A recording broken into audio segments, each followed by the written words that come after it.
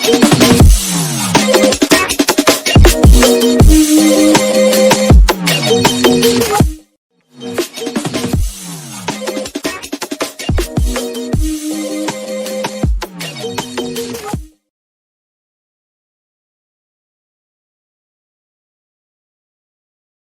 बच्चों, कैसे हो? आपका स्वागत है त्रिपान स्टडी सेंटर में। आज जो हम करने जा रहे हैं काफ़ी महत्वपूर्ण क्वेश्चन पेपर है।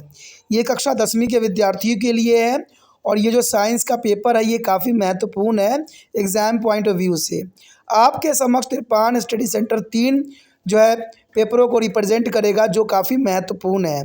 और आपको पता है कि सीबीएसई में भी 3 पेपर जो होते हैं वो रिलीज़ की जाती हैं जो काफ़ी महत्वपूर्ण रहते हैं, यानी सेट ए बी सी। और ये काफ़ी महत्वपूर्ण है।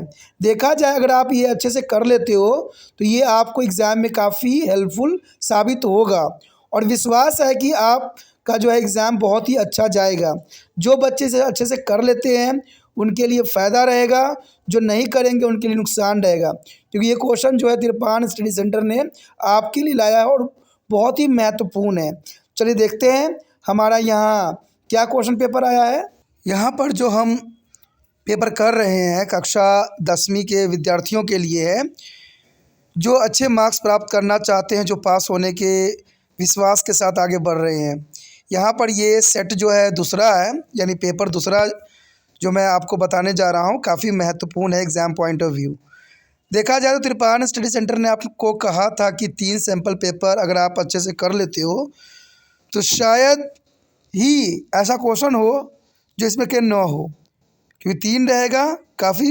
आपको काफ़ी हिम्मत भी मिलेगी पेपर के लिए और ये क्वेश्चन काफ़ी इम्पोर्टेंट भी है और एग्ज़ाम में आने के चांसेस भी हैं। मैं आपको ये नहीं कहता कि 100% यही पेपर आएगा। कहते हैं ये जो दावा करते हैं वो सिर्फ अपना उल्लू सीधा करना जानते हैं, लेकिन यहाँ पर त्रिपान स्टडी सेंटर आपको समझ और विचार वाला बनाना चाहता है, जहाँ पर आप लोगों की गलत भावनाओं, गलत सोचों को जो है उसके प्रमाण ना चढ़ सके। तो यहाँ पर जो ये पेपर है दूसरा पेपर है जो काफ़ी महत्वपूर्ण है। पहला पेपर मैंने ऑलरेडी आपको अपलोड कर चुका हूँ, उसको देखिए और उसको समझिए और देखिए कितना महत्वपूर्ण क्वेश्चन है एग्ज़ाम पॉइंट ऑफ व्यू से। और यहाँ पर अगर हम क्वेश्चन देखें सेक्शन ए के, जो कि एमसीक्यू के अंतर्गत है। एमसीक्यू के सारे वीडियो आपके जो है प्लेलिस्ट पे मिल जाएगा, तो वो देखिए ज़रूर, क्योंकि उससे आपको काफ़ी फ़ायदा हो सकता है। ठीक है, यहाँ 1 से 20 तक हम क्वेश्चन करेंगे जो एमसीक्यू के अंतर्गत होगा। यहाँ देखा जाए तो सेक्शन ए के पहला क्वेश्चन आया है, the most important safely method use for the protection home appliances from the short circuit overloading is. घर में जो है अगर आप ओवरलोडिंग हो जाता है तो हम किस चीज़ का उपयोग करते हैं जिससे हमारा अप्लायंसेस जो है बच जाए। और इसके बारे में किताब में भी काफ़ी डिटेल में बताया हुआ है कि हम फ्यूज़ का यूज़ करके जो है अपने अप्लायंसेस को हम बचा सकते हैं। तो यहाँ B option use of fuse, तो ये ज़रूरी है। अगला एमसीक्यू ये कहता है कि during the preparation of hydrogen chloride gas on humid day the gas usually pass through the guard tube containing of calcium chloride. The role of calcium chloride taken in the guard tube is 2। यानी यहाँ पर हमसे ये पूछ लिया है कि जो कैल्शियम क्लोराइड जो होता है ट्यूब में डाली जाती है तो उसका क्या रोल होता है।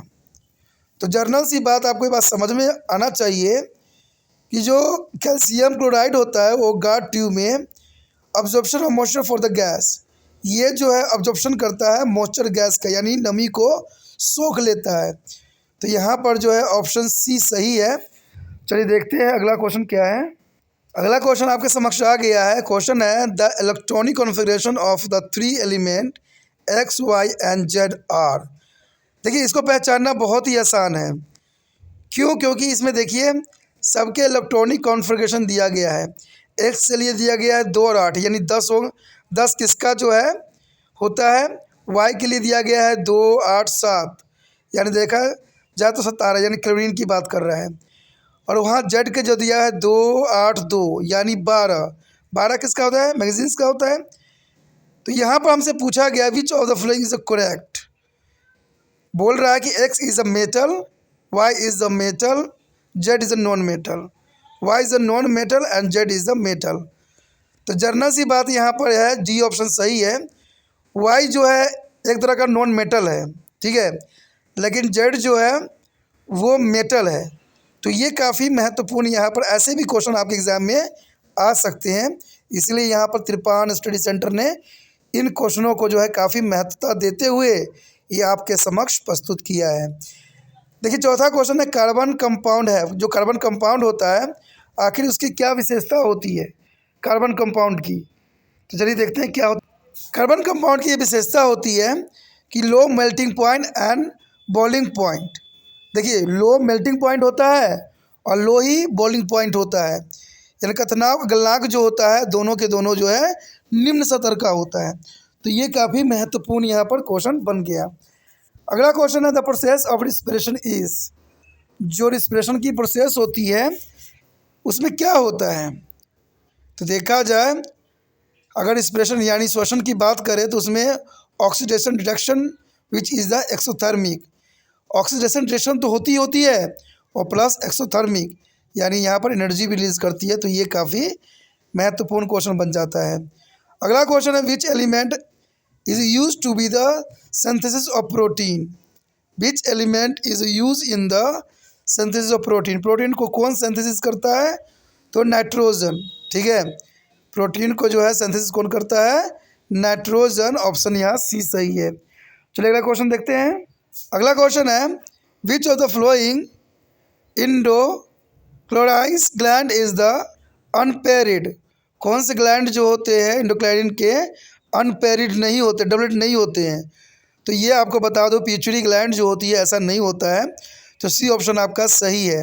पिट्यूटरी ग्लैंड को मास्टर ग्लैंड भी कहते हैं क्योंकि ये सारे जो है ग्रंथि को कंट्रोल करता है और पिट्यूटरी ग्लैंड बहुत काफ़ी महत्वपूर्ण भी होता है, इसलिए सी ऑप्शन आपका सही है।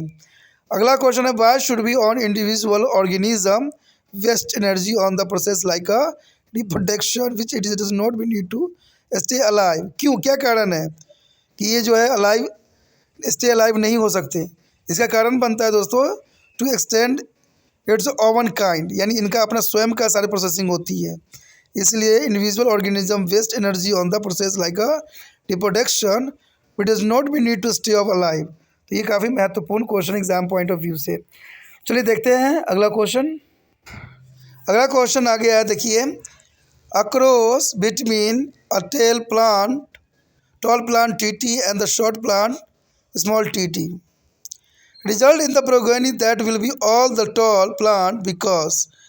अब देखिए इसमें पूछा गया है कि सारे के सारे टॉल प्लांट, अगर आपको साइंस का चैप्टर का अगर डायग्राम याद होगा तो वो बताता ये है कि tallness is a dominate trail, यानी डोमिनेंस था, इसलिए सारे के सारे जो थे हमें टेल आए। तो ये काफ़ी महत्वपूर्ण है कि सारे के सारे टॉलनेस आने का रीज़न ये था कि यहाँ पर डोमिनेंट था। तो ऑप्शन ए सही है और ये एनसीईआरटी बुक का जो है क्वेश्चन है, ये आपको पता होना चाहिए। अगला क्वेश्चन है, एनारोबिक प्रोसेस यानी अवायवी प्रोसेस क्या होता है। अवायवी का मतलब होता है दोस्तों एनारोबिक, कि जिसमें ऑक्सीजन की एब्सेंट में होती है। तो ऑक्सीजन के एब्सेंट में कौन सा प्रोसेसिंग होता है, तो आपको पता होना चाहिए, take a place the yeast during to fermentation, यानी ईस्ट जो होता है फर्मेंटेशन के अंतर्गत ग्रोथ कर जाता है। और ईस्ट कहाँ ग्रोथ होता है, जैसे आपको पता ही होगा, जहाँ पर एल्कोहल बनता है वहाँ पर एनारोबिक प्रोसेसिंग होती है और वहाँ पर जो है ईस्ट फर्मेंटेशन कर लेता है, यानी Q1, हिंदी में इसको Q1 कहते हैं। तो चलिए देखते हैं अगला क्वेश्चन क्या है। अगला क्वेश्चन है, when an object is a key within the focus of concave mirror, यानी एक ऑब्जेक्ट जो है फोकस करता है कनकेव मिरर पे यानी दर्पण पे, on enlarge image format and behind the mirror the image is, यानी इनलार्ज होती है तो कहाँ पर कैसा इसका जो है इमेज होगा। देखिए इनलार्ज की बात किया होगा तो आपको पता है कि एनसीईआरटी में 6 डायग्राम है, 6 मिरर का है, 6 लेंस का है और उसमें एक ही कंडीशन है जहाँ पर इनलार्ज आता है और इसका इमेज जो होती है वर्चुअल एंड इरेक्ट बनती है। तो जिन्होंने एनसीईआरटी बुक फॉलो की होगी उनको ये क्वेश्चन जो है बहुत आसानी से समझ आ गया होगा। अगला है, when the light ray enter to the eyes most of reflection occurred. तो ये भी क्वेश्चन काफ़ी इंटरेस्टिंग है कि जब हमारे आँख में लाइट एंटर करता है तो रिफ्लेक्शन अकर कहाँ पर करता है। तो जर्नल सी बात है दोस्तों, outer surface of the cornea, यानी बी ऑप्शन सही है। आउटर सरफेस ऑफ कॉर्निया पर ये जो होता है प्रोसेसिंग हमें देखने को मिलता है। अगला क्वेश्चन है काफ़ी महत्वपूर्ण। अगला क्वेश्चन आपके पास समक्ष है, देखिए। The clear sky appear blue because. ये काफ़ी महत्वपूर्ण है कि आखिर जो क्लियर स्काई हमें ब्लू क्यों नज़र आती है। तो क्यों आती है नज़र? The wallet and blue light get a scaring more than the light of all others colour bye atmosphere. यानी यहाँ पर महत्वपूर्ण बात बताई गई है कि जो वॉलेट होती है, ठीक है, बैगनी, और ब्लू जो होती है, ये लाइट बहुत काफ़ी स्कैटिंग करती है। स्कैटिंग का मतलब दोस्तों फैल जाती है, यानी ये दो कलर जो होती है काफ़ी फैलती है बाकी और कलरों के कारण। तो जर्नल सी बात है, ये दो जो है बहुत ज़्यादा फैलती है, इसी कारण जो है हमें स्काई जो है ब्लू नज़र आता है। तो ये अगर क्वेश्चन के रूप में भी आ जाएगा फिर भी आंसर इसका यही होगा। The wallet and blue light get a scattering more than the light of all other colour by the atmosphere. तो काफ़ी महत्वपूर्ण है। चलिए देखते हैं अगला क्वेश्चन क्या है। अगला क्वेश्चन आपके समक्ष आ गया है। A यूनिफॉर्मल magnetic field exist in the plane of paper pointing from the left to right as the show figure below. In the field of electron and the proton move and show their electron and proton experience. आपके समक्ष यहाँ पर जो है एक proton electron के जो है मैग्नेटिक फील्ड दर्शाई गई है। आपसे ये पूछ लिया है यहाँ पर the electron and proton experience, कैसा एक्सपीरियंस इस पर दिखाएगा इस कागज़ के पॉइंट पे। तो जनरल सी बात है, ऑप्शन भी हमें देख लेना चाहिए। अब देखिए यहाँ पर सारे ऑप्शन दिया है और यहाँ ऑप्शन जो राइट है, forces both point into the plan of paper, यानी ए ऑप्शन सही है। फोर्स बोथ, फोर्सेस दोनों पे लगेगा लेकिन pointing into the plan of paper. तो यहाँ काफ़ी आंसर जो है ए सही है। दोस्तों मैं सारे इसलिए स्टेटमेंट नहीं पढ़ पा रहा हूँ क्योंकि अगर मैं पूरा स्टेटमेंट पढ़ूँगा तो ये वीडियो बहुत लंबा पड़ जाएगा। और आजकल के ज़माने के बच्चे तो पता ही क्या करते हैं, 2 मिनट की वीडियो पसंद करते हैं। लेकिन समझना है तो भाई कहते हैं ना, बड़े देखना ही पड़ेगा। इसलिए यहाँ पर जो है बड़े बड़े वीडियो बन जाते हैं। इसलिए मैं डायरेक्ट आंसर पे ही फोकस कर रहा हूँ और जितना हो सकता है आपको समझाने की कोशिश करता हूँ। देखा जाए अगर अगला क्वेश्चन पे हम ध्यान दें, the equivalent resistance of series combination of 2 series of x ohm if the resistance of 10 ohm and 40 ohm इसमें value x is will be. देखिए ये जो बात बोला गया है कि कॉम्बिनेशन जो है इनका सीरीज़ में है और सीरीज़ में जो है आपको फार्मूला पता होगा RT=R1 + R2 + R3। इसका मतलब दोनों जो ओम्स दिए हैं वो आपस में प्लस हो जाएंगे। तो 40 और 10 कितना होता है 50। तो यहाँ पर सी ऑप्शन जो है 50 ओम आ गया आंसर। तो इसका सी ऑप्शन सही है। चलिए देखते हैं अगला क्वेश्चन क्या है। अगला क्वेश्चन आपके समक्ष आ गया है। क्वेश्चन है on the acid which can be decolourise of purple colour potassium permanganate solution is. यानी यहाँ क्वेश्चन ये है, डिक्लोराइज कर देता है पर्पल कलर में पोटाशियम परमैंगनेट सोल्यूशन, किसके कारण। तो देखा जाए ये जो प्रोसेसिंग होती है साइट्रिक एसिड के कारण ऐसा हमें देखने को मिलता है। तो इसका ऑप्शन जो है बी है, साइट्रिक एसिड। अब हमारा अगला क्वेश्चन जो आया है वो है एक्सेलरेशन एंड रीजनिंग। तो दोस्तों ये क्वेश्चन जो है बड़े बड़े कंपटीशन एग्ज़ाम में भी पूछे जाते हैं और ये आपको अभी से जो है यहाँ पर CBSE ने पूछा है। यहाँ पर आपको 4 ऑप्शन जो है सभी ऑप्शनों के साथ मानना पड़ेगा। यानी the concept of 2 statement, assertion is A and reason is R, answer the question section is appreciate option given below. आपको ए के लिए जो होगा बोथ ए और बी जो होगा दोनों सही होंगे, लेकिन आर जो होगा करेक्ट एक्सप्लेनेशन ए का नहीं करेक्ट एक्सप्लेनेशन होगा। दूसरा बोलेगा कि ए और आर दोनों ही सही होगा, लेकिन आर जो होगा जो है ए का अच्छा एक्सप्लेनेशन नहीं कर रहा है। सी कहेगा A is a true but R is a false. D कहेगा A is a false but R is a true. तो एग्जामिनर 4 ऑप्शन के अंतर्गत 4 क्वेश्चन यहाँ पर देता है और आपको वहाँ समझना होता है। ठीक है, तो चलिए इसी के अंतर्गत क्वेश्चन देखें। देखिए पहला क्वेश्चन है, सेशन का दिया है कि weak acid have a low electrical conductive. अब ये बात सही है कि जो वीक एसिड होते हैं वो लो इलेक्ट्रिकल कंडक्टिविटी करते हैं, ये बात तो सही है। अब इसका रीज़न क्या बता रहा है, strong acid and weak acid have a equal concentration of hydrogen ion in solution. लेकिन ये बात गलत है, क्योंकि स्ट्रॉन्ग एसिड और वीक एसिड का इक्वल कॉन्सेंट्रेशन कहाँ से हो सकता है, तो ये बात गलत बता दी। इसलिए ए जो है ट्रू है but R is a false, यानी सी ऑप्शन यहाँ पर सही जाएगा। अब सोचिएगा कि इसमें तो ऑप्शन था ही नहीं। दोस्तों जो मैं पहले ही स्टेटमेंट बता दिया था ए बी सी, उसी के अंतर्गत आपको आगे का आंसर जो है देना है, समझे। अगला क्वेश्चन है, assertion A the opening and closing of the pore is a function of guard cell. देखिए ये बात सही है कि ओपनिंग एंड क्लोजिंग जो होता है गार्ड सेल का एक सबसे महत्वपूर्ण फंक्शन है। आपने देखा ही होगा कि ओपनिंग क्लोजिंग जो कि रंध्र में होता है। रीज़न इसका क्या बता रहा है कि stomata pore are the site for the exchange gases by diffusion. देखिए ये बात भी सही है, ये गलत नहीं है। डिफ्यूज़न तो होती है, लेकिन यहाँ पर देखिए आंसर में लिखा गया है A and B are both are true, दोनों के दोनों बात सही है। लेकिन आर जो है वो ए का जो है करेक्ट एक्सप्लेनेशन नहीं कर रहा है, सही रीज़न नहीं दे पा रहा है, ठीक है। तो इसका ऑप्शन जो होगा बी में चला जाएगा, क्योंकि ए में तो सही देता है ना, बी में नहीं देता है, तो इसका बी ऑप्शन पे चला जाएगा। अगला क्वेश्चन देखिए क्या है।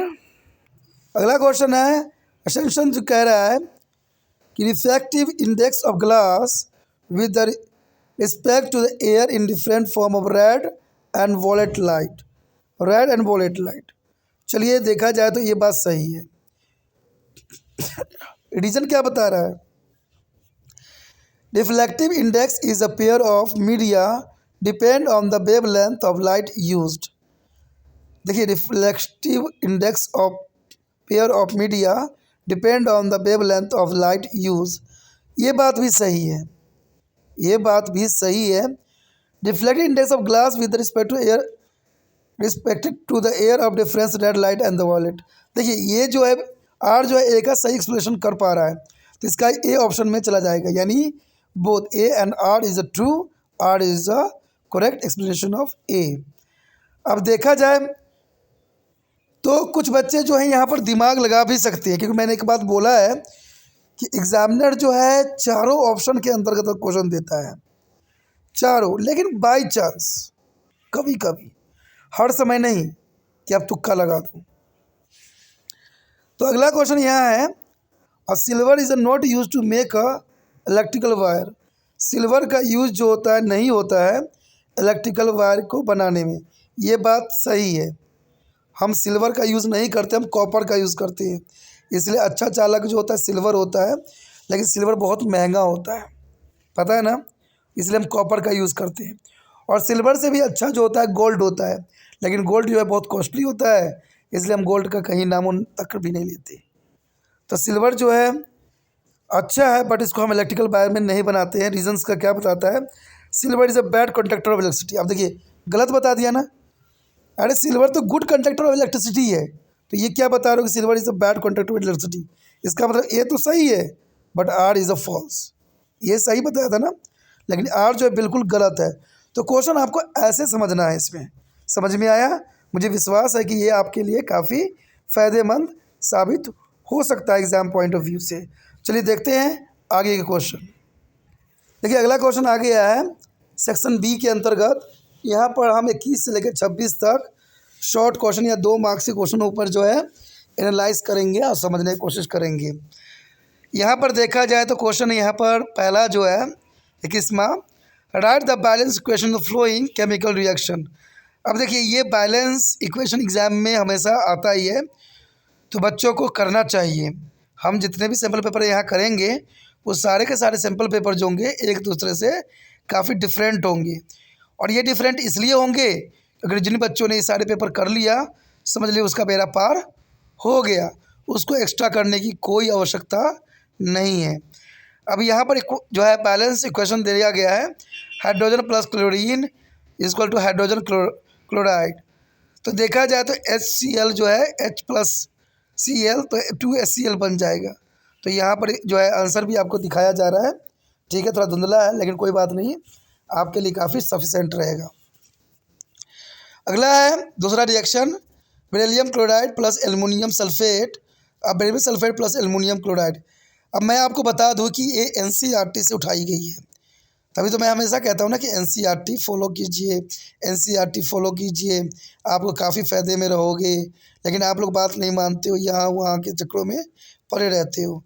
अब देखिए यहाँ पर 3BaCl दिया हुआ है, 2Al2SO4 bracket 3 and 3BaSO plus 2AlCl। तो ये रिएक्शन जो है आपको लिखना है और इसको बैलेंस करना भी ज़रूरी होता है। अगला क्वेश्चन देखते हैं क्या है। अगला क्वेश्चन है, explain the formation of scum when hard water is treated with the soap. यहाँ पर आपको फॉर्मेशन बतानी है एक्यूम का, जो हार्ड वाटर यानी जो है गंदे पानी में जो है सोप का इस्तेमाल करने से होती है। अब उसका कैसा वर्क होगा ये आपको बताना है। तो यहाँ पर देखा जाए, soap does not we work properly with the water ward. ये बात तो आपको सही बता रहा है कि जो सोप होती है वो हार्ड वाटर में वर्क नहीं करती, इसलिए हम डिटर्जेंट का उपयोग वहाँ पर करते हैं। और soap is a sodium and potassium salt of long और चैन फैटी एसिड होता है, यानी इसमें फैटी एसिड यानी बाशा का उपयोग किया जाता है। Hard water contain salt calcium and magnesium when a soap is added to the hard water, ठीक है, and calcium magnesium ion present in water displace of sodium potassium ion from the soap and molecules forming the insoluble substance called aqueum। अब देखिए aqueum किसे कहते हैं, insoluble substance, जो पानी में अघुलनशील हो उनको हम कहते हैं। a lot of soap is wasted in the process, और इस प्रोसेस में काफ़ी जो है सोप का जो है बेकार सा चला जाता है। तो ये काफ़ी महत्वपूर्ण क्वेश्चन है एग्ज़ाम पॉइंट ऑफ व्यू से। चलिए इसी के अंतर्गत अगला इसका और पार्ट देखें। अगला क्वेश्चन हमारे समक्ष आ गया है। क्वेश्चन है, people use a variety of method of wash cloth. ये तो आपको पता होगा कि लोग जो है वैरायटी तरह के जो है कपड़े धोने के तरीके जानते हैं। Usually after the adding the soap they beat the cloth of stone and beat it is the paddy scrub with the brush and the mixture of agitated with the washing machine. Why the irrigation necessary to get clean up clothes? हमसे ये question पूछ लिया है कि आपने देखा होगा धोबी जो है पत्थरों पर कपड़े को पटकता है। अगर हम घरों में हाथ से धोते हैं तो स्क्रैप से जो है रगड़ते हैं और मशीन जो है बार बार अप डाउन करके करता है। तो ऐसा क्यों करता है, इसको करने की क्या ज़रूरत है, ये क्वेश्चन है। तो आंसर है, a soap molecule has two parts of namely hydrophilic and hydrophilic, यानी जलरागी और जल विरागी होती है। हिंदी में देखा होगा, सोप वाले चैप्टर में जाइए, वहाँ पर आपको जलरागी विरागी एक जो होगा कॉलम होगा उसमें दी गई है ये सारी बातें कि हाइड्रोफिलिक होते हैं और एक हाइड्रोफिलिक होते हैं, यानी एक जलरागी होते हैं एक जल विरागी होते हैं। With the help of this it is attach to the grease और dirty particles and form a clusters called micelle. और यहाँ पर सारे काम जो होता है मिसेल एक तरह का झाग होता है। आपको बता दूँ, अगर आपको ये पता करना है कि हार्ड पानी है या अच्छा पानी है तो साबुन रगड़िए, जिसमें अगर झाग नहीं आता है वो हार्ड वाटर है, जिसमें झाग आता है वो सही पानी है। तो ये भी एक दिमाग है। This micelle remind to suspended to the colloids, क्योंकि कोलाइडर में जो है मिसिंग होगा, हार्ड वाटर में जो होगा मिसिंग होगा। To remove this is a missile and the interpreting of dirty. It is a necessity against a closed.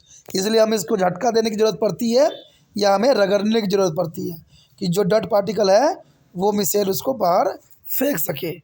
तो समझ में आया बात। चलिए देखते हैं अगला क्वेश्चन पे। अगला क्वेश्चन है, What would be the consequence of deficiency of hemoglobin in our bodies? यानी हमारे शरीर में हीमोग्लोबिन की क्या डेफिशिएंसी होती है, क्या consequence होता है, क्या प्रभाव होता है। Haemoglobin is the respiratory pigment. Haemoglobin जो होता है एक तरह का श्वसन प्रणाली में काम आता है, that are transport oxygen the body cell of cellular respiration. और देखा जाए तो हीमोग्लोबिन के साथ ऑक्सीजन जो है सारे शरीर के पार्टों में जो है ऑक्सीजन पहुंचाता है रिस्पिरेशन के अंतर्गत। Therefore deficiency of haemoglobin in the blood can be effect to the oxygen supply capacity of blood. अगर हीमोग्लोबिन नहीं रहेगा तो जनरल सी बात है यहाँ ऑक्सीजन की जो है सप्लाई में काफ़ी प्रभाव देखने को मिलेगा। This can be lead to the absence of oxygen in the body cell, और हमारे बॉडी सेल में जो है लीड कर जाएगा डेफिशिएंसी, यानी प्रभाव जो है कम हो जाएगा। It can be also lead to disease causing to anaemia, और इससे जो होगा खून की कमी के कारण जो है एनीमिया नाम की बीमारी हो जाता है, जो आजकल के समय में देखने को मिलता है। लोगों में खून नहीं होती है तो वो इसी कारण से होता है, उसे हम एनीमिया के नाम से जानते हैं। इसी के अंतर्गत अगला क्वेश्चन आया है और के पार्ट में कि why is the necessity to the separate oxygenated and deoxygenated blood to mammal and bird. Question साफ है कि ऑक्सीजनेटेड ब्लड यानी जिसमें ऑक्सीजन मिली होती है और डीऑक्सीजनेटेड जिसमें ऑक्सीजन नहीं मिला होता है, जो मैमल्स होते हैं, यानी देखा जाए मैमल और बर्ड, मैमल जो होते हैं मानव में बताया जाता है और बर्ड जो होता है पक्षियों में, वो अलग अलग क्यों होते हैं। आपको देखा ही होगा हार्ट में भी आपने थोड़ा ध्यान से देखा होगा, रंगीन होगा पेज, तो उसमें एक जो होता है रेड होता है और एक आपका ब्लू होता है। तो ये एक प्योर ब्लड को दर्शाता है और एक अनप्योर ब्लड का। तो ऐसा क्यों होता है? तो देखा जाए warm blood animals such a bird and mammals maintain a constant body temperature by the cooling himself when there are in a hotter temperature. आपको बता दूं कि जो मैमल्स होते हैं, ठीक है, मैमल्स होते हैं या बर्ड होते हैं, वो सारे के सारे हॉट ब्लडेड होते हैं, ठीक है, और इनके बॉडी के टेम्परेचर मेंटेनेंस करने के लिए ये ज़रूरी है, ठीक है, क्योंकि बॉडी टेम्परेचर मेंटेन नहीं होगी तो प्रॉब्लम होगा। क्योंकि जितने भी इंसान हैं, जानवर हैं, ठीक है, या पक्षी हैं, सबके सब जो होते हैं हॉट ब्लडेड होते हैं, यानी इनके ब्लड जो होते हैं गर्म होते हैं। और इसमें जो है दो प्रोसेसिंग काफ़ी महत्वपूर्ण होती है, ऑक्सीजनेटेड ब्लड का और डीऑक्सीजनेटेड ब्लड का, ठीक है, तो ये काफ़ी महत्व रखता है। The environment and their warming their body when they are the cooler environment. तो जनरल सी बात, अगर ठंडा मौसम होता है तो आपका शरीर जो है ये हॉट ब्लडेड होने के कारण ही गर्म रहता है ना। This animals require to more oxygen, और इसके कारण हमें अधिक से अधिक ऑक्सीजन की ज़रूरत पड़ती है, क्योंकि जब तक खून में ऑक्सीजन नहीं होगा हमें जो है पूरा प्रक्रिया नहीं होगी।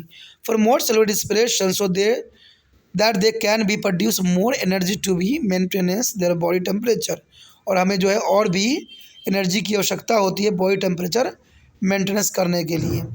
दस is necessity them to separate oxygenated and deoxygenated blood so that this is a circular system is more efficient can maintain their constant body temperature।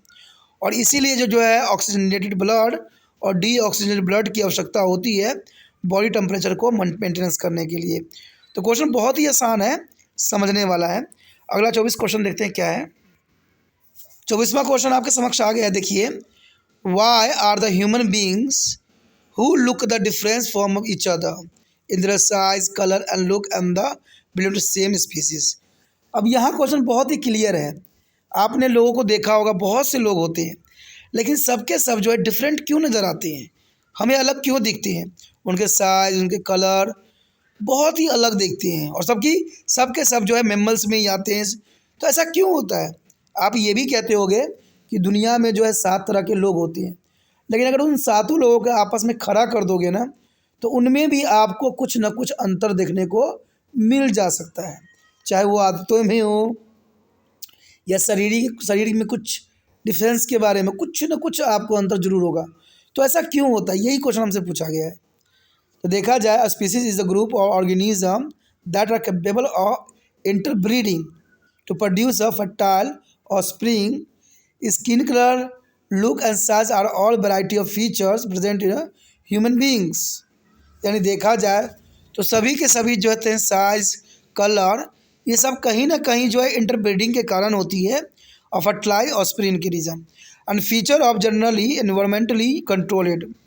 और दूसरी बात जो होता है इन्वायरमेंट कंट्रोल भी काफ़ी महत्वपूर्ण यहाँ पर स्थान रखता है। The various humans are affirming base of this features, और सारे ह्यूमन बींग्स में इसी तरह के फीचर्स देखने को मिला है। However there is no biological basis in the concept of race, और यहाँ पर कोई बायोलॉजिकल कॉन्सेप्ट नहीं है इस दौड़ भरा जीवन के प्रोसेसिंग में। Therefore all human beings are single species of human of different colour, size and look, capable of the reproduction and produce fertilise offspring. इसलिए ही देखा जाए तो ह्यूमन बींग जो है सिंगल स्पीसीज होते हुए भी इसके डिफरेंट जो होंगे कलर, साइज और लुक हमें नज़र आता है। तो कहीं ना कहीं जो है फर्टाइल ऑस्प्रीन एंड इंटरब्रीडिंग के कारण ऐसा हुआ है। तो काफ़ी महत्वपूर्ण है ये क्वेश्चन भी, एग्जाम पॉइंट से काफ़ी महत्व रखता है, तो आपको समझना चाहिए। ये पेपर भी काफ़ी महत्वपूर्ण है। चलिए देखते हैं अगला क्वेश्चन। अगला क्वेश्चन आपके समक्ष आ गया है। क्वेश्चन है why and when does the current carrying the conductor keep the magnetic field experience force, list the factor which is the direction of the force depend. अब हमसे यहाँ पर क्वेश्चन क्लियर पूछ लिया है कि why the when does the current carrying the conductor और keep in the magnetic field कैसे करता है, और इसके लिए आपको बताने हैं कि इसमें कौन कौन सी चीज़ें जो है क्या डायरेक्शन को रिप्रेजेंट करता है। The drafting of free electron on conductor of define direction causing a current to flow through it when such a conductor is a place in a यूनिफॉर्मल magnetic field. जो कंडक्टर होते हैं वो placing करते हैं uniformal magnetic field. इस drafted direction of their conductor experience a magnetic force, this force is collectively experienced by the conductor as a whole. Hence, a current carrying a conductor keep a magnetic field experience to force. The direction of magnetic force depend on, देखिए आज देखा जाए तो direction of magnetic field जो होता है दो बातों पर निर्भर करती है। पहला ये होता है कि direction of current through the conductor, direction of देखो कंडक्टर पे डिपेंड करता है, यानी चालक के ऊपर ये डिपेंड करेगा। दूसरा है डायरेक्शन ऑफ मैग्नेटिक फील्ड, यानी दूसरा जो होगा चुंबकीय प्रभाव जो है फील्ड पे डिपेंड करेगा, चुंबकीय क्षेत्र पर डिपेंड करेगा। यानी दो बातें इंपॉर्टेंट है, चालकता पर डिपेंड करेगी और मैग्नेटिक क्षेत्र पर डिपेंड करेगा। अगला क्वेश्चन देखते हैं। अगला क्वेश्चन है give any two way which a biodegradable substance will effect the environment. देखा जाए तो इन्वायरमेंट की बहुत ही समस्या है, लेकिन देखा जाए बायोडिग्रेडेबल काफ़ी महत्व रखता है। पहला पॉइंट यही बताता है कि biodegradable substance can be use as a humus after the composting and this will be in soil fertility. जो बायोडिग्रेडेबल चीज़ें होती है अगर हम उसको कंपोजिटिंग कर देते हैं, कंपोस्टिंग, तो इससे जो होता है ये एक फर्टिलिटी, ये सोयल की फर्टिलिटी के लिए काफ़ी महत्वपूर्ण बन जाता है। और आजकल के समय में ऐसा देखने को मिलता है, क्योंकि देखिए हमें कूड़े करकट को इधर उधर नहीं फेंकना चाहिए, जो है इम्पोर्टेंट है उसको अच्छे से उसको जो है मेंटेनेंस करना चाहिए। आज पूरी राजनीतिक जो है इसी के इर्द गिर्द घूमता रहता है कि उस क्षेत्र में इतने कूड़े हैं, इन्वायरमेंट बिगड़ रहा है, लेकिन करते कोई भी कुछ भी नहीं है, सिर्फ लगड़ते झगड़ते हैं एक दूसरे से। और ये तो आजकल के तकिया कलाम शब्द बन गया है कि एक दूसरे को नीचा दिखाइए, चाहे पर्यावरण कहीं भी जाए, हमें पर्यावरण से कोई संबंध नहीं रहती। यही तो हमारे देश का सबसे बड़ा बुराई है कि जो चीज़ें इंपॉर्टेंट है उस पर कोई ध्यान नहीं दे रहा है। इन्वायरमेंट नहीं तो हम नहीं, हम हैं तभी जब इन्वायरमेंट है। अगला क्वेश्चन है they produce a fuel smell during the decomposition of process. जब हम प्रोसेसिंग करते हैं तो फ्यूल स्मेल भी आती है, तो ये सारे जो है इन्वायरमेंट को इफ़ेक्ट करता है। तो बहुत ही आसान आंसर था, कोई खास नहीं है। चलिए देखते हैं अगला क्वेश्चन क्या है। अब देखिए हम आ गए हैं सेक्शन सी में। सेक्शन सी जो होगा 27 से लेकर 33 पे हम शॉर्ट क्वेश्चन यानी 3 नंबर के क्वेश्चनों पर हम ध्यान यहाँ पर अग्रसर करेंगे। यहाँ पर देखिए पहला ही क्वेश्चन आ गया है what will be the action of the flowing substance of litmus paper, यानी लिटमस पेपर पे जो है इन सारे सब्सटेंस का क्या रिएक्शन आपको देखने को मिलेगा। जब हम ड्राई HCl को गैस का उसमें रिएक्शन देखेंगे, मोस्टन NH3 को करेंगे, अमोनिया को अमोनिया गैस का रिएक्शन देखेंगे, लेमन जूस का देखेंगे, कार्बोनेटिक सॉफ्ट ड्रिंक का देखेंगे, कर्ड का देखेंगे, सॉप का देखेंगे, सोल्यूशन का। तो इसमें जो है लिटमस पेपर का क्या मतलब रिएक्शन देखने को मिलेगा। क्वेश्चन ऐसे भी आ सकते हैं, क्वेश्चन बहुत इंटरेस्टिंग है। तो देखा जाए अगर हम बात करें इसके आंसर का तो ड्राई HCl गैस में जो होगा नो चेंजेस, कोई चेंजेस आपको दिखाई नहीं नज़र आएगा।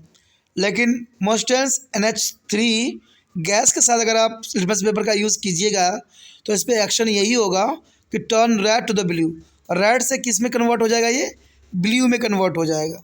अगर लेमन जूस क्योंकि एसिडिक होती है तो ये ब्लू टू रेड में कन्वर्ट कर देगा। कार्बोनेट सॉफ्ट ड्रिंक जो होती है वो ब्लू टू रेड में कन्वर्ट करेगा, और दही जो होगा ब्लू टू रेड में, और सॉफ्ट सोल्यूशन जो होगी रेड टू ब्लू में। तो ये सारे के सारे रिएक्शन जो है आपको लिटमस पेपर पे देखने को मिल जाएगा। चलिए देखते हैं अगला क्वेश्चन क्या बताता है। अगला क्वेश्चन है आपके समक्ष, गिव अ रीज़न। आपको यहाँ 3 क्वेश्चन दे दिए गए हैं। मैं हमेशा कहता हूँ ना कि एग्जामिनर एक एक मार्क्स के ही क्वेश्चन पूछता है। अब यहाँ पर 3 क्वेश्चन पूछ लिया गया है। अब 3 के 1 मार्क्स के ही हैं। पहला पूछ लिया है, gold, platinums and silver are use to make a jewellery. आखिर की तीनों चीज़ों का इस्तेमाल ज्वेलरी बनाने में क्यों किया जाता है।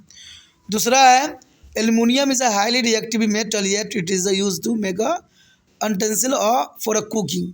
तो ये एल्युमिनियम जो हाईली रिएक्टिविटी होती है और इसका जो है खाना बनाने के बर्तनों में कैसे क्यों किया जाता है। सी कहता है, copper is use to make a hot water tank and not a steel. हम कॉपर का यूज़ जो करते हैं हॉट वाटर टैंक में करते हैं, आखिर कॉपर का इस्तेमाल क्यों करते हैं, स्टील का हम क्यों नहीं करते हैं। है ना क्वेश्चन दिलचस्प, है ना इम्पोर्टेंट। तो पहला अगर क्वेश्चन की बात करें, gold, platinum or silver are use make a silver. क्यों? क्योंकि गोल्ड, प्लैटिनम और silver are not reactive and have a shining surface. ये जो होता है मॉइस्चर से कभी रिएक्ट नहीं करता, चाहे गोल्ड हो, प्लैटिनम हो, सिल्वर हो, ये जो है कभी भी मॉइस्चर से रिएक्ट नहीं करता, नॉट रिएक्टिविटी होती है। और दूसरी सबसे महत्वपूर्ण बात है, ये शाइनिंग सरफेस है, यानी चमकदार होती है। चमकदार होती है, इसलिए लोग बहुत काफ़ी आकर्षित होते हैं इन तीनों चीज़ों पे। अब सोचिएगा प्लेटिनियम का यूज़ कहाँ कहाँ होता है। अरे भाई, जितने भी आप लोग पायल पहनते हो, डुप्लीकेट पायल जो यूज़ करते हो, सब प्लेटिनियम्स के ही बने होते हैं, और ये सस्ते भी होते हैं, क्योंकि सिल्वर और गोल्ड जो है काफ़ी महंगे होते हैं धातु, तो इसलिए हम इसका इस्तेमाल नहीं अधिक कर सकते हैं। अब दूसरा क्वेश्चन था, aluminium is a highly reactivity metal, it is use to make a for cooking. क्यों, क्या कारण है, क्यों हम खाना बनाने के बर्तनों में यूज़ करते हैं। तो यही दूसरी बात है, aluminium form of not reactive layer of aluminium oxide on its surface, क्योंकि ये जो है नॉन रिएक्टिविटी होती है इसमें भी। तो ये इसी कारण जो है कुकिंग के बर्तनों में की जाती है। तो क्वेश्चन काफ़ी महत्वपूर्ण है एग्जाम पॉइंट ऑफ व्यू से। अगला है, copper is use to make a hot water tank. देखिए, कॉपर वायर का जो है हम जो है पानी के गीज़रों में यूज़ क्यों करते हैं, जबकि स्टील का हम नहीं करते। Iron react with the hot water. Iron जो होती है बहुत जल्दी पानी से रिएक्ट करता है, ये तो आपको पता ही होगा। But copper does not B react. लेकिन कॉपर जो होता है पानी के साथ कभी भी रिएक्ट नहीं करता, पता है ना आपको। अगर आप जो है आयरन को कहीं भी रख दो, लेकिन यहाँ पर एनी अलाउ आयरन, तो अगर आप पानी में रख दो आयरन को, लोहे को, तो कुछ ही देर में जंग लग जाएगा। मान लीजिए इसका गीज़र में अगर हम लोहे का इस्तेमाल करेंगे तो 2 ही दिन 3 दिन में जो है ख़राब हो जाएगा। इसलिए हम उसमें जो है कौन सा रॉड यूज़ करते हैं, कॉपर का यूज़ करते हैं, और कॉपर जो है पानी से कभी भी रिएक्ट नहीं करता। अब चलिए देखते हैं अगला क्वेश्चन क्या है। अगला क्वेश्चन आपके समक्ष आ गया है, mention one function of the each of this hormones. दोस्तों क्वेश्चन ऐसे ही आता है, एग्जामिनर अगर 3 मार्क्स का क्वेश्चन देंगे तो उसके अंतर्गत आपसे 3 क्वेश्चन पूछ लेंगे। अब देखिए यहाँ पर 3 क्वेश्चन पूछ ली गई है। थायरॉक्सिन ग्लैंड के फंक्शन पूछ ली गई है, इंसुलिन का पूछ लिया है, एंड्रोलाइंस का पूछ लिया है। तो देखा जाए थायरॉक्सिन का क्या होता है, thyroxine regulate carbohydrate, fat and protein metabolism. जो थायरॉक्सिन ग्लैंड होती है, हार्मोन जो होती है, वो कार्बोहाइड्रेट का, वसा का और प्रोटीन का जो है मेटाबॉलिज्म करता है। दूसरा है इंसुलिन। इंसुलिन आपको पता है रेगुलेट ब्लड शुगर। इंसुलिन के कारण जो है ब्लड शुगर से बचा जा सकता है। आज जितने भी जो डायबिटीज़ का शिकार लोग हैं वो इंसुलिन का इस्तेमाल कर रहे हैं, और एक तरह का हार्मोन है जो इंसानों के शरीर में कम हो जाने के कारण, ठीक है, ब्लड शुगर से वो लोग परेशान हो जाते हैं, ब्लड शुगर अधिक हो जाता है, बढ़ जाता है, ठीक है। तो इंसुलिन के कारण ही होता है। जिनका अधिक इंसुलिन बढ़ जाता है उनके पेटों में जो है इंजेक्शन लगाने की आवश्यकता होती है। अगला है एंड्रोलाइन। देखो, एंड्रोलाइन जो है increasing the heart rate, supply of blood various organ.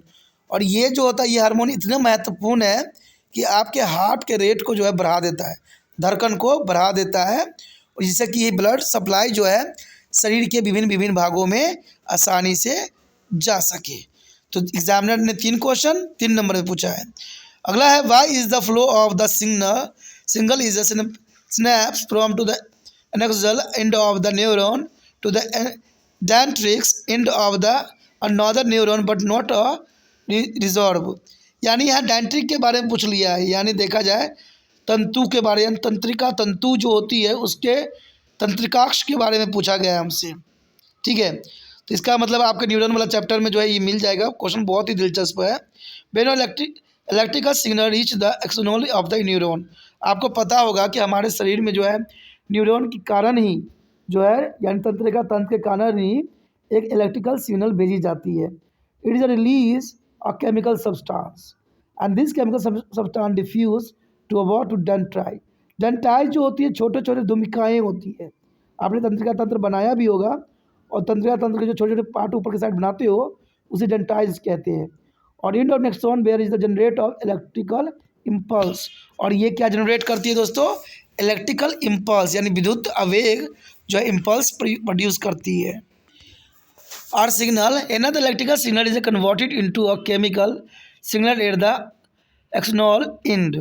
So these chemicals are absent at the dendrite end of the neuron and electrical signal cannot be converted into the a chemical signal। तो ये reason है, बहुत ही आसान reason है और ये NCERT में भी आपको आंसर मिल जाता है। अब देखिए आगे भी जो एग्जामिनर 3 मार्क्स के 3 क्वेश्चन पूछे हैं। A student use a sceptical of focal length और 2.5 आंसर द फॉलोइंग क्वेश्चन। एक स्टूडेंट जो है यूज़ कर रहा है स्पेक्टो जो है चश्मा जो है फोकल लेंथ जिसका 2.5 मीटर है। आखिर इस क्वेश्चनों को आपको आंसर देना है। Name the defect of vision of the suffering from. वो बच्चा जो है किस चीज़ से डिफेक्टेड है and which lens use to correct of this defection.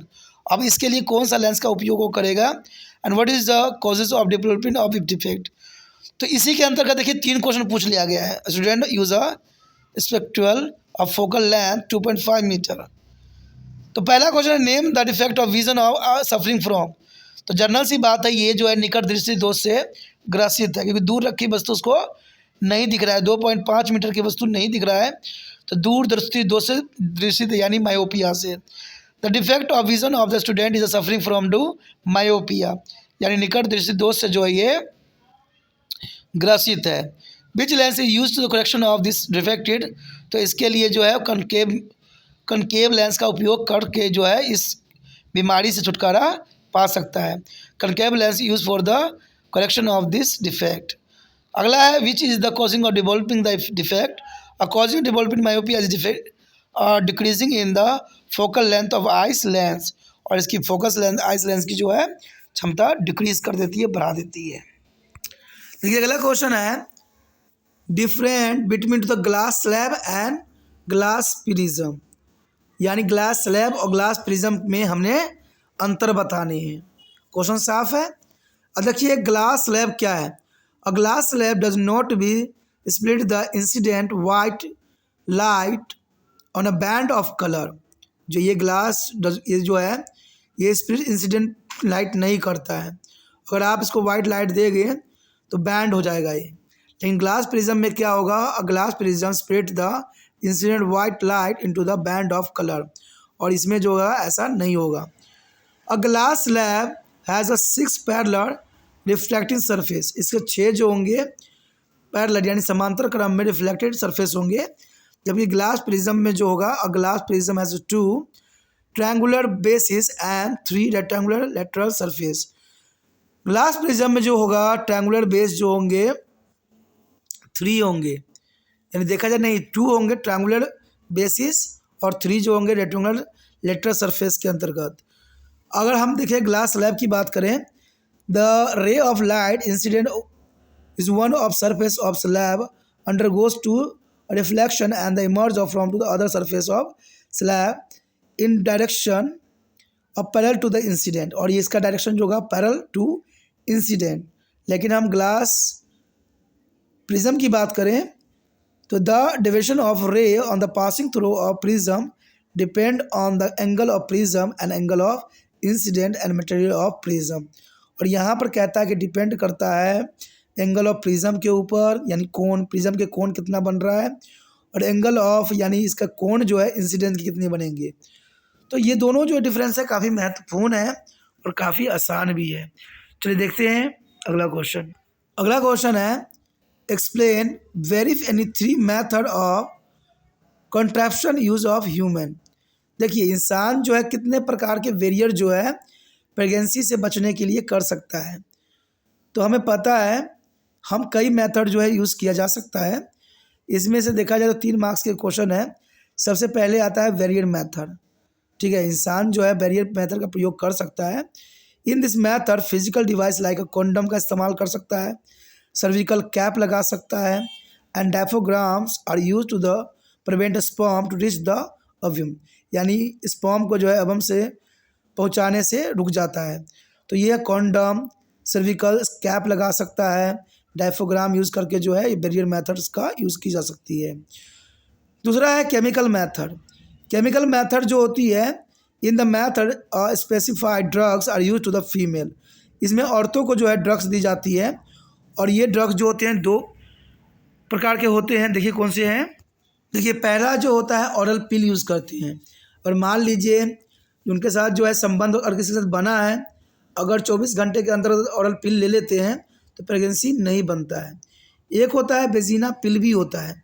ठीक है, ये भी जो एक केमिकल है, दवाई है, जिसको जो है इंटरकोर्स करने के बाद जो है लिया जा सकता है।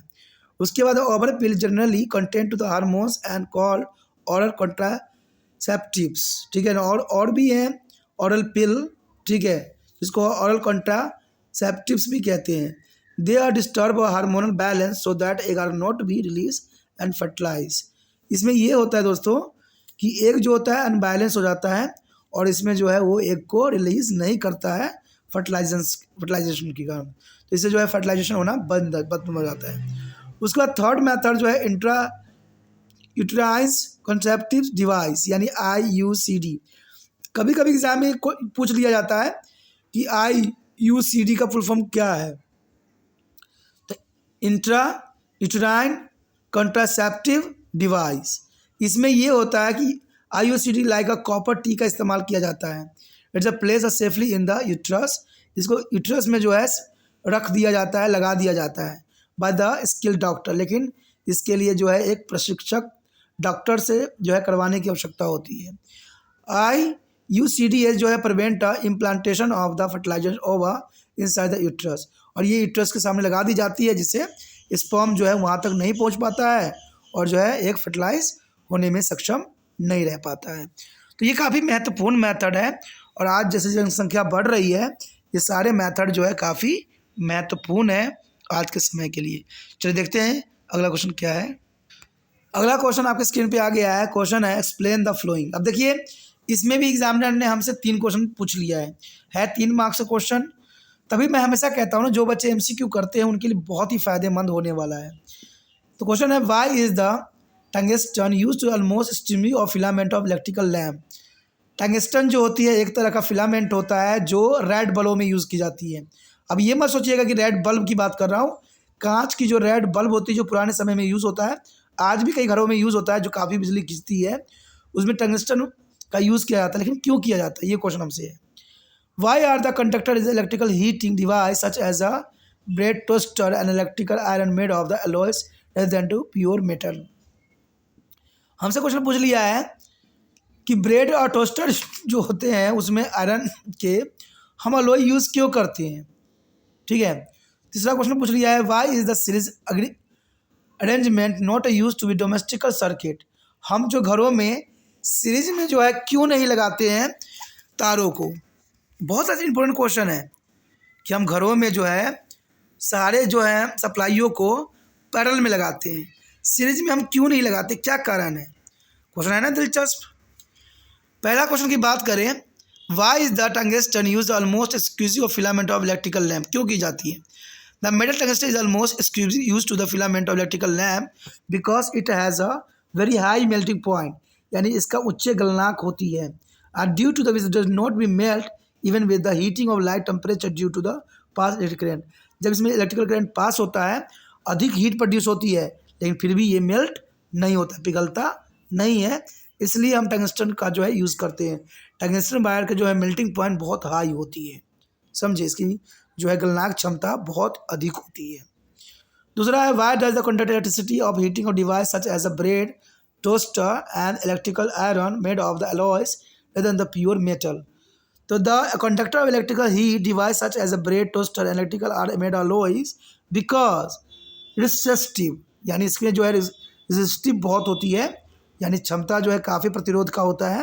Of alloy is more than that of pure metal, it is produce large amount of heat.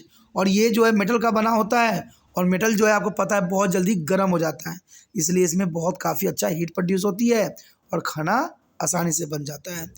C question था कि हम घरों में जो है जो तार होती है, वायरिंग होता है, हम इसको सीरीज में क्यों नहीं लगाते। तो कारण ये होता है दोस्तों, in a series arrangement the current decrease as the voltage device each circuit is a comparison resulting heat loss of malfunctioning of their electrical appliances. अगर हम सीरीज में लगाते हैं, कोई प्रॉब्लम आती है, एक बात आपको मैं बता दूं, सीरीज में एक खासियत होती है। सीरीज में जो होता है करेंट जो होती है वो डिफरेंट होती है, और करेंट जो देखा जाए इसमें सेम होती है, वोल्टेज अलग अलग होता है। सीरीज की बात क्या होती है, वोल्टेज डिफरेंट होती है, करेंट सेम होता है। लेकिन पैरेलल में क्या होता है, वोल्टेज सेम होती है, करेंट डिफरेंट होता है। अब सीरीज में मान लीजिए हम लगा देते हैं, तो जिसका जो सामान आप पहले चला रहे हो उसमें अधिक वोल्टेज आएगी, और जो पीछे चला रहे हो उसमें वोल्टेज जाएगी ही नहीं, ठीक है। और दूसरा कारण ये भी होता है कि अगर मान लीजिए सर्किट में कहीं भी ब्रेक हो गया, टूट गया, सीरीज में लगाने से ये होता है अगर कहीं ब्रेक हो गया, टूट गया, गल गया तार, तो पूरे घर का ही लाइट कट जाएगा।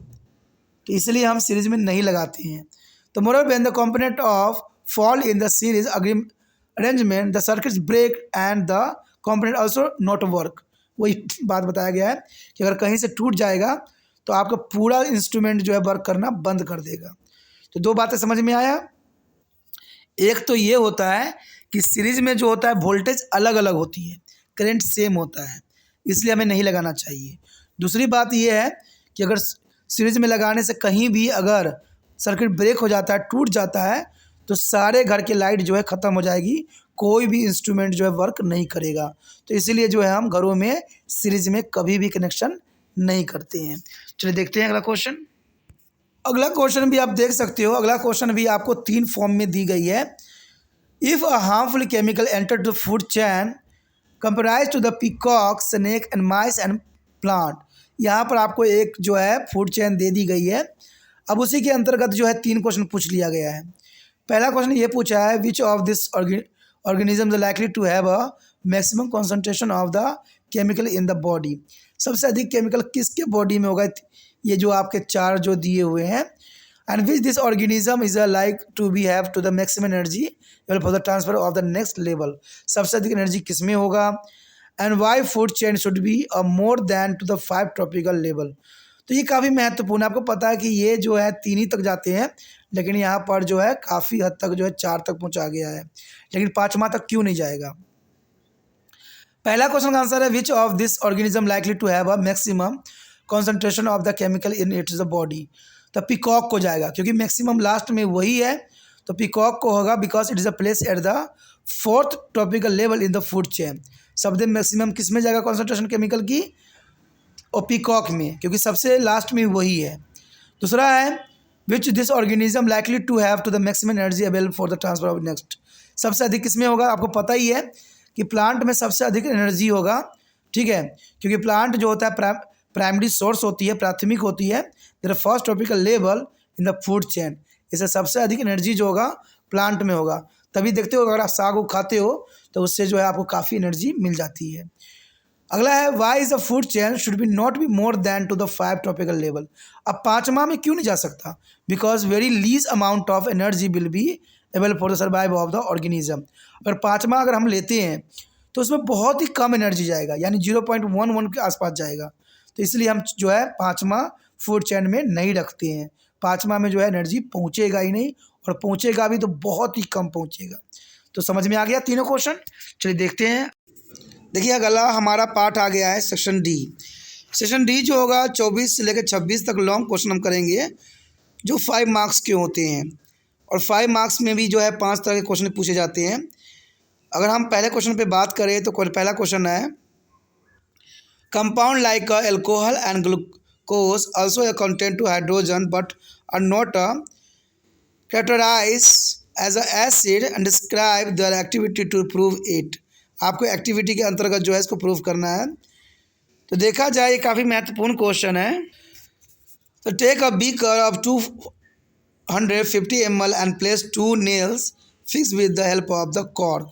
आपको क्या करना है, कॉर्क में दो जो है कील को लगानी है और उस कील से जो है दो कनेक्शन लेने, जैसे आप डायग्राम में भी बना सकते हो, डायग्राम में भी देख सकते हो। और इसमें एक बल्ब लगाना है, एक स्विच लगाना है और बैटरी से कनेक्ट करना है और दो जो है कील भी लगाने हैं और उसमें जो है एक आपको वाटर प्लस इथेनॉल डालनी है। अब इस एक्टिविटी से आपको पता लगेगी कि alcohol and glucose also contain to hydrogen but is not a today's is a acid. अब इसके ऑब्जर्वेशन से क्या हुई, connect the nails to the two terminal of 6 voltage of shown figure. जैसे मैंने बताया कि 6 वोल्ट के बैटरी से जो है इसको जोड़ना है। Now at some water content ethanol and put the switch on. इसमें जो है आप इथेनॉल डाल के और वाटर डाल के स्विच ऑन कर सकते हो, ठीक है। उसके बाद आपको ये करना है, repeat the experiment with the glucose solution. अब ग्लूकोज सोल्यूशन से भी जो है इस एक्सपेरिमेंट को रिपीट करना है, दोबारा दोहराना है। आप ऑब्जर्वेशन क्या करोगे, the bulb will not be glow, bulb नहीं जलेगा। And the needle of ammeter will be not be show defection because glucose and ethanol does not conduct electricity. यानी आपको मैं बता दूं कि इथेनॉल जो है और ग्लूकोज जो है एक तरह का प्योर है और प्योर चीज़ जो है कभी भी विद्युत का चालक नहीं होता है, समझे। इसलिए जो है हमने इथेनॉल भी डाला और प्योर वाटर भी था, ग्लूकोज भी डाला, तो वो अच्छे कंडक्टर नहीं है इलेक्ट्रिसिटी के लिए, इसलिए जो है आपका बल्ब नहीं जला। कंक्लूजन यही निकलता है, इसका हम यही निष्कर्ष निकाल सकते हैं, the experiments show the glucose and ethanol does not be ionise is aqua solution. ये एक्वा सोल्यूशन नहीं होते हैं and that they do not be give a hydrogen ion therefore can not be conduct electricity. क्योंकि hydrogen ion इन्होंने नहीं दिया इसलिए जो है इलेक्ट्रिसिटी कंडक्ट नहीं हुआ। Thus the glucose and ethanol are not be categorise as a acid. इसीलिए हम जो है ग्लूकोज और इथेनॉल को एसिड की कैटेगरी में नहीं डालते हैं। अगर मान लीजिए एसिड होता तो बल्ब जो है जल जाता, लेकिन बल्ब यहाँ पर नहीं जला, इसका मतलब जो है ग्लूकोज और इथेनॉल जो है एसिड की कैटेगरी में नहीं आता है। तो काफ़ी महत्वपूर्ण क्वेश्चन है। चलिए देखते हैं अगला क्वेश्चन क्या है। अगला क्वेश्चन देखिए आपके समक्ष है। क्वेश्चन है, a student want to be project the image of candle flame on the screen 60 centimeter in the front of a mirror by keeping the candle flame of distance of 15 centimeter from its pole। Question वही है, interesting है और इसके अंतर्गत जो है आपके 4 यहाँ पर क्वेश्चन पूछ लिए गए हैं। पहला क्वेश्चन पूछा है, which type of mirror should be a student use. किस तरह के जो है मिरर का इस्तेमाल करेगा विद्यार्थी। तो जनरल सी बात आपको पता होना चाहिए, the student should be use a concave mirror. Concave mirror का जो है यहाँ पर इस्तेमाल करेगा as form a real image and same size of mirror. क्योंकि कनकेव मिरर की ये खासियत होती है कि वो रियल इमेज देता है, यानी जैसा इमेज है वैसा ही, और सेम साइड भी सेम होते हैं, तो ये काफ़ी महत्वपूर्ण है। दूसरी बात पूछा है, find the magnification of the image produce. हमसे मैग्नीफिकेशन पूछ लिया, तो देखा जाए मैग्नीफिकेशन को कैलकुलेट करने के लिए जो है सबसे महत्वपूर्ण बात आती है कि ऑब्जेक्ट डिस्टेंस जो है यू है -15 सेंटीमीटर, इमेज डिस्टेंस जो है -60 सेंटीमीटर, तो इमेज जो है वी अपॉन यू आ जाएगा। तो यहाँ पर देखा जाए तो ये आप कैलकुलेशन कर सकते हो बहुत आसान से, ठीक है। तो यहाँ पर देखिए 60 ऊपर रखे, 15 चौका 60, यानी 4 आंसर इसका आ जाएगा। यानी 60 को ऊपर रखो, 15 से डिवाइड कर दो, 4 माइनस का 4 आंसर आ जाएगा यहाँ पर। क्योंकि यहाँ पर देखिए -15 भी था, 60 भी था और हमारा मैग्नीफिकेशन भी माइनस था, इसलिए माइनस बरकरार रहा। Distance of vision from object, अब डिस्टेंस हमें पता करना है। अगर डिस्टेंस पता कीजिएगा तो v माइनस यू, और v माइनस यू तो इसका मतलब जो है प्लस माइनस यानी 45, -45 होगा, 45 सेंटीमीटर डिस्टेंस पे इसको रखी जाएगी। आगे क्वेश्चन है हमारे समक्ष, find the distance between the object and image. चलिए देखते हैं और ड्रॉ भी देखते हैं कि कैसा यहाँ पर जो है रोड जो है डायग्राम बन रहा है। तो देखिए यहाँ पर image is format distance of 45 centimetre from the object D and by applying mirror formula 1/2 FO equal to 1/v plus 1/u अब हमारे पास जो है एफ है -12 सेंटीमीटर और जो है -24 सेंटीमीटर।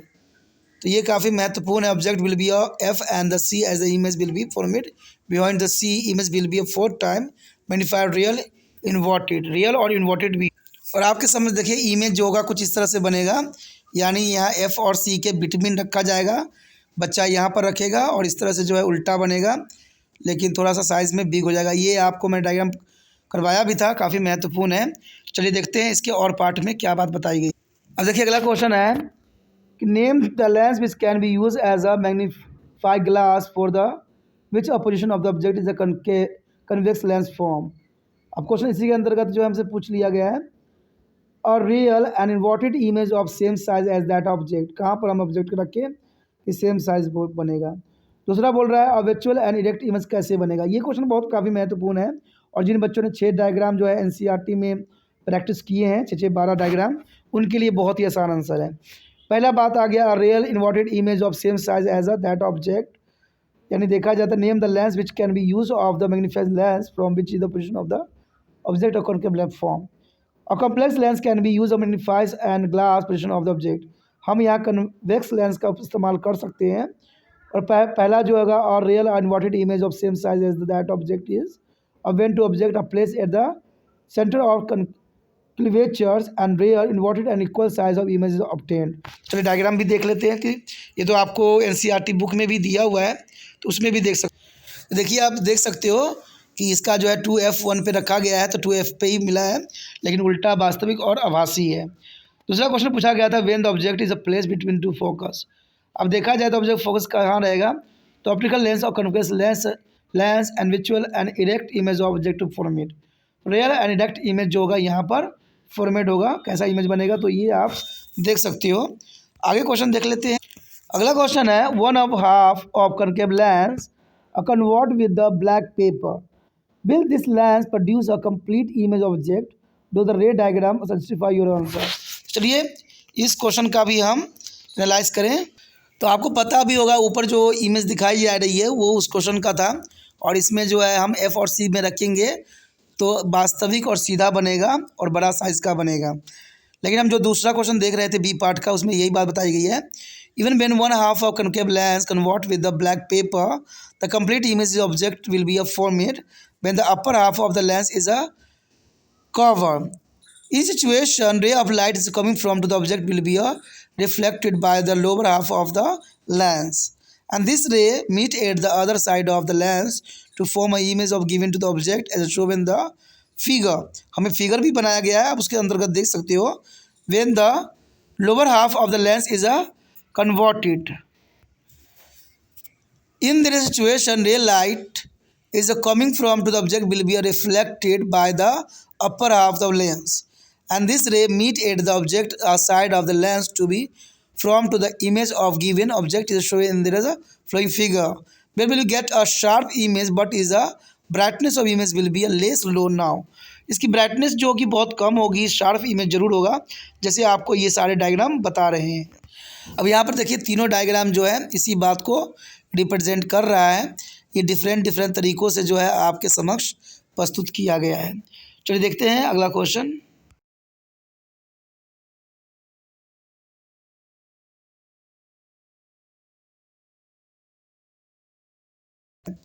तो आपको पता है कि मैकेनिज्म क्या होता है इनहेरिटेंस का। पहला तो होता है characterise are control by the gene. पहला जो है जीन कंट्रोल करता है सारे कैरेक्टर को। दूसरा है each genes is a control one character, सारे के सारे जीन जो है सिर्फ एक कैरेक्टर को ही कंट्रोल करते हैं। तीसरा कहता है देयर मे बी 2 और more form of the gene, form के जो होते हैं 2 या 2 से अधिक फॉर्म हो सकते हैं। चौथा बोलता है one form may be a dominate over to the other, एक जो होंगे दूसरे के डोमिनेट करेंगे। पाँचवा बोल रहा है gene are present in the chromosome, gene जो होते हैं क्रोमोसोम में पाए जाते हैं। तो इसका आंसर भी बहुत ही आसान है, बहुत ही ईजी है। साथ में और भी कैरेक्टर अगर चाहो तो आप लिख सकते हो। On individual has 2 form of the gene whether a similar and dissimilar भी हो सकते हैं, सिमिलर और डिसिमिलर भी होंगे। The 2 form of separated at the time of gametes formation, और 2 फॉर्म ऑफ सेपरेट होगा यहाँ पर गैमेट की, एंड 2 फॉर्म ऑफ बाउथ और टुगेदर इन द जाइगोट। तो ये आठों जो है काफ़ी महत्वपूर्ण पॉइंट है, आपको जो है कॉपी पे नोट करना चाहिए और एग्ज़ाम के लिए अपनी प्रिपेयर दर्शाना चाहिए। अब अगला क्वेश्चन है, देखिए अगला क्वेश्चन है यहाँ पर, the genotypes of green stem tomato plant is donated a GG and that of purple stem to the tuber to the plant as a GG small g. When does two are the cross with the each other? अब इस cross की गई है तो इसके यहाँ पर क्या मिल सकता है? What is the color of stem would be expected there F1 progeny and give the percentage of purple stem in the plants if a F1 plant are self-pollinated. And third, in what is the ratio would be assigned to genotypes capital G, small g and GG, small g in their F2 progeny. तो question काफ़ी महत्वपूर्ण है। पहले हम इन 3 क्वेश्चनों को जो है answer को तलाश लेते हैं। तो सबसे पहली बात तो genotypes of green stem and tomato plant of अगर करें तो क्या होगा? There are phenotype of air and colour of steam would be expect there F1 progeny. तो पहले क्वेश्चन का तो आंसर यही है। The phenotypes of green stem is a contain of plant is a capital G and whereas genotypes of purple stem is a tomato is a plant is a small g. In the first generation the stem is colored would be a green. पहले में तो जो होगा colour वो green आएगा because green as the dominant trails G is a recessive हो जाता है। पहला जो होगा ग्रीन डोमिनेट कर जाएगा कैपिटल जी और छोटा जी जो होगा रिसीव होगा। तो ये काफ़ी महत्वपूर्ण है। दूसरी बात बोला है give the percentage of purple stem to plant if F1 plant are self pollinated. तो इसमें 25% चांसेस रहेंगे। 25% chances F2 generation arise by the self pollination of plants. ठीक है। तीसरा बोलता है in what is the ratio. तो रेशो होगा यहाँ पर 1:2:1 यानी 1:1 का जो है यहाँ कॉम्बिनेशन बनेगा, जो आपने कई बार प्रैक्टिस भी किया है। तो काफ़ी महत्वपूर्ण है। अब दूसरा क्वेश्चन ये पूछ लेता है explain how equal genetics contribution of the male and female parents ensure the progenies. तो काफ़ी महत्वपूर्ण बात है। तो देखा जाए तो answer both the parents contribute equal DNA molecules of progeny. Every sexually reproducing organism bear 2 sets of all the genes, one inherited from to their parents and each germ cell must be have only one generations. Thus the male and gamete and female gamete carry one gene for the each characteristics from the genes pair of the parents, but there is a male gamete fused with the fertilization gamete during the fertilization, female gamete during fertilization. यानी what when the male gamete fused with the female gamete during fertilization and they take a new cells is called zygote with a full set of genes, and thus the zygote grow and the development from a new organism having two equal characteristics from both the parents and the inherit through the gene. तो ये काफ़ी महत्वपूर्ण है और ये NCERT के अंतर्गत ही question थे। चलिए देखते हैं अगला क्वेश्चन क्या है। देखिए अब हम जो है ईस्ट सेक्शन पे आ गए हैं। ईस्ट सेक्शन में जो है 37 से 39 क्वेश्चन पे होंगे और एक केस बेसिस होंगे, डाटा बेसिस होंगे। तो ये काफ़ी महत्वपूर्ण रहेंगे और आपसे 2 से 3 जो है शॉर्ट जो है क्वेश्चन पूछे जाएंगे। Internal choice provide to the one of this part here. तो यहाँ पर एक स्टेटमेंट दिया गया है metal is oxide basis of nature but some metal oxides such as aluminum oxide, zinc oxide, etc. show the both acidic as well as the basic behavior. Such the metal oxide which react with the both acid as well as the basis for the produce salt and water known as the amphipathic oxide. अब यहाँ पर पहला question पूछ लिया गया है right the chemical reaction of aluminium when the born it air. अगर aluminium जो है आपको जो है बॉर्न एयर के साथ करवाई गई है तो एल्युमिनियम प्लस O2 यानी क्या बना 2L2O3। दूसरा क्वेश्चन ये बताता है गिव और example of amphoteric oxide with the reaction. अब देखिए यहाँ पर ये भी एक मार्क्स में पूछ लिया गया है। तो यहाँ पर Al2O3 आएगा, 6HCl बनेगा, फिर यहाँ वही रिएक्शन को दोहराना है। तो बहुत इजी है, कहते हैं ऐसे एग्जाम में क्वेश्चन पूछे जाते हैं। अब अगला सी क्वेश्चन में ये पूछ लिया why are the potassium and sodium keep in kerosene oil. सबको पता है कि पोटाशियम और सोडियम को जो है केरोसिन तेल में क्यों रखा जाता है, क्योंकि ये बहुत ही सेंसिटिव होती है। अगर हम इसको केरोसिन तेल से बाहर निकालें तो ऑक्सीजन से रिएक्ट करके आग पकड़ सकती है। इसलिए पोटासियम सोडियम को जो है केरोसिन के ऑयल में रखा जाता है, यानी मिट्टी के तेल में रखा जाता है। तो both the element are highly reactivity metal, सबसे अधिक रिएक्टिविटी होते हैं। And keep in kerosene oil prevent in the form coming contact with oxygen and moisture as they react from the hydroxide and this exothermic reaction and lot of heat generated, यानी बहुत से जो है heat generated होंगे in both the metal keep a kerosene oil. तो बहुत आसान question था, आसान इजी आंसर भी था। अब देखिए अगला क्वेश्चन है, name the two oxide when to the soluble in water form alkaline. तो आपको पता होना चाहिए वाटर सोल्युबल जो होते हैं sodium oxide and potassium oxide जो है वाटर सोल्युबल अल्कलाइन होते हैं। आगे अगला क्वेश्चन भी है, देखिए ये भी जो है केस बेसिस है। यहाँ पर क्वेश्चन है, body consist of dense network of interstitials arranged to the neuron. It is the site of form end of the skull and receive a signal for all over the body which they think about their disposable। देखिए दोस्तों यहाँ पर समझना जरूरी है, इसमें question पहला पूछ लिया गया है, what is the role of the sensory neuron. Sensory neuron के क्या रोल होते हैं, यानी क्या कार्य होते हैं। It's a carry of signal, ये क्या करता है, सिग्नल को कैरी करता है from the outer part of the body to be central nervous system, यानी बॉडी के हर पार्ट से जो है सेंट्रल नर्वस सिस्टम को जो है सिग्नल पहुंचाता है। दूसरा क्वेश्चन पूछ लिया है, what is the function of the motor nerve.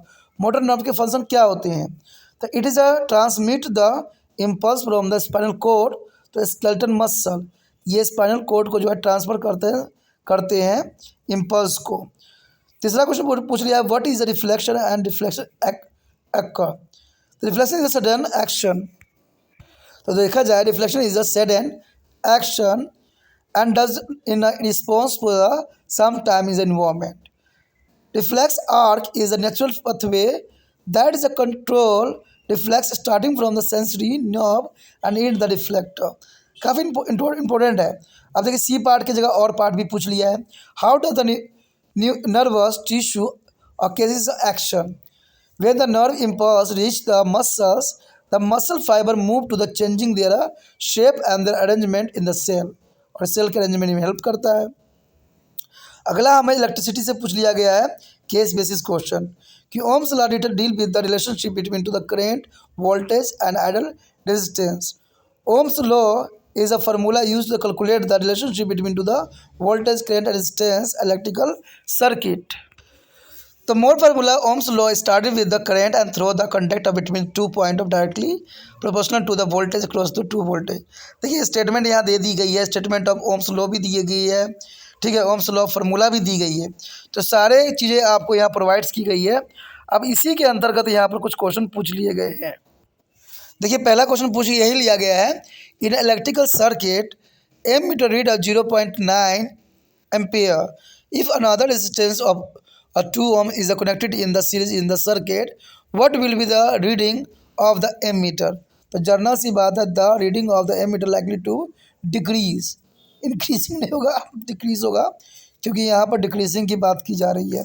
अगला क्वेश्चन है, if the effective resistance of 3 ohm 5 ohm and the r ohm connected to the series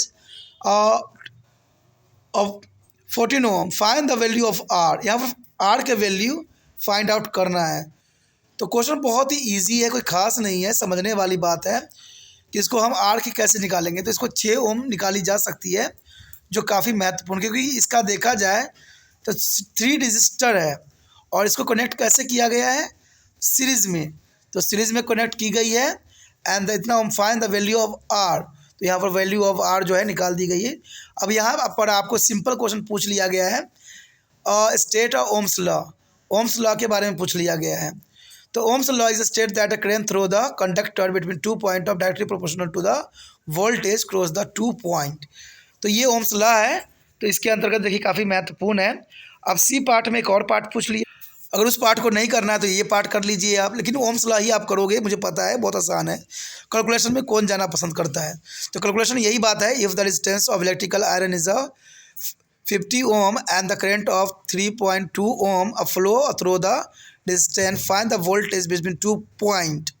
तो देखा जाए हमें पता है कि V is equal to IR, तो formula calculate the value of V is equal to IR, तो substitute value of equation is we get V is equal to 3.2 जो दिया है 3.2 को गुना हम 50 के साथ करेंगे तो 160 वोल्टेज आ जाएगी। तो इसका मतलब जो है 160 आंसर। देखिए दोनों क्वेश्चन आसान था, बहुत ही आसान था। ये पेपर भी बहुत काफ़ी महत्वपूर्ण है और इस पेपर को जो है आपको अच्छे से करना है, समझना है और ये दूसरे बच्चे तक पहुंचाने में आपको तिरपान स्टडी सेंटर का मदद भी करना है, क्योंकि ये सीबीएसई के क्वेश्चन पेपर हैं तो ये हर बच्चे तक पहुंचना ज़रूरी है। इसलिए जितना हो सके इसके जो है अपने व्हाट्सएप स्टेटस पे लगाइए, अपने दोस्तों से शेयर कीजिए, जिससे उनको भी ये वीडियो मिल जाए, समझ जाए सारे क्वेश्चन को और एग्ज़ाम में अच्छे अंक वो भी प्राप्त कर सके। इसलिए दोस्तों शेयर की भावना आपके मन से जाना नहीं चाहिए, क्योंकि शेयर ही दूसरे बच्चों का केयर है। कहते हैं आप तो कर ही रहो, अच्छी बात है, लेकिन दूसरे बच्चों को भी इस वीडियो को पहुंचाना है। ठीक है, पहली बार मेरे चैनल पे आए हो, पहली बार वीडियो देख रहे हो, समझ में आ रहा है, अच्छा लग रहा है और चाहते हो कि और भी वीडियो आपको मिलता रहे, तो आपको मैं बता दूं कि तिरपान स्टडी सेंटर 8th क्लास से अब 6th क्लास तक पहुंच गया है। यानी 6th क्लास से लेके एमए तक के बच्चों के लिए सारे वीडियो उपलब्ध है। 6th से लेके एमए तक कोई आम बात नहीं है यहाँ तक पहुँचना। और यहाँ पर सारे वीडियो आपको जो है प्लेलिस्ट में नज़र भी आएंगे, दिखेंगे भी, आप समझ भी सकते हो। तो सोचिए अगर आप एक बार तिरपान स्टडी सेंटर से जुड़िएगा तो एमए तक जो है यहीं पर बने रहिएगा। तो बात बहुत काफ़ी महत्वपूर्ण है और सबसे इम्पोर्टेंट है। और इवन कि तिरपान स्टडी सेंटर हर एक सब्जेक्ट को हर एक क्लास के बच्चों के लिए महत्वपूर्ण बनाया है। तो सोचिए नहीं, विचार न कीजिए, अभी तिरपान स्टडी सेंटर को सब्सक्राइब करके अपने मोबाइल में सेव कीजिए।